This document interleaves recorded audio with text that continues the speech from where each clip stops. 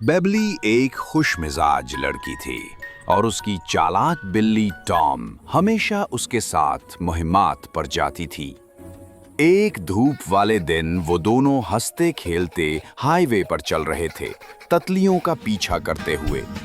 अचानक एक छोटी सी सुर्ख गाड़ी उनके पास रुकी। ड्राइवर मुस्कुराकर बोला, आ जाओ, बैठ जाओ।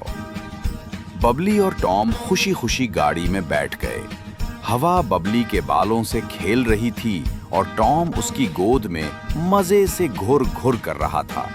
लेकिन आगे ही हारन, एक नीला ट्रक तेजी से उनकी तरफ आ रहा था।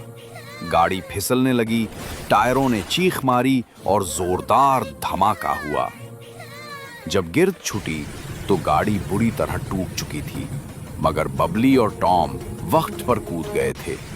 वो सड़क के किनारे बैठे सांस ले रहे थे। टॉम ने आहिस्ता से मियाओं की तो बबली हंस पड़ी। बच गए, अगली बार हम पैदल ही जाएंगे, ठीक है टॉम?